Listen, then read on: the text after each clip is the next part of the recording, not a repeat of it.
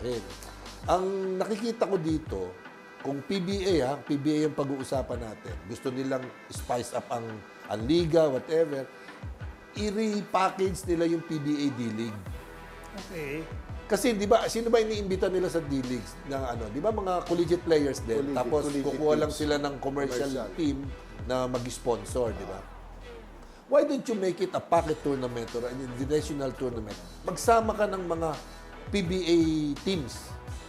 Kaya yan, tulad niya, pre-season. Magsama ka ng 4. Tapos, maglaro kayo, yung PBA D-League against commercial team na collegiate players.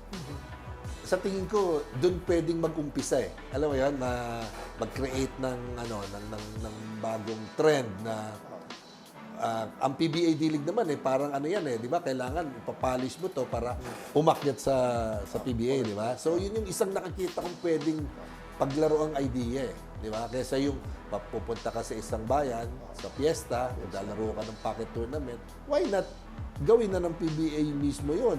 O they can travel dun din sa iba-ibang, parang PBA All-Star ang approach, pero pocket tournament siya. May pot money if they want, di ba? Tapos invite college players or even international teams, di ba? So yun yung nakikita ko dyan, pa. Tama, ayan. Tama. Sana nakikinig si Commissioner Marcial para, di ba? Mga inputs. Well, that's based on experience natin, parang tatlo yan eh. Magandang panukala yan. No?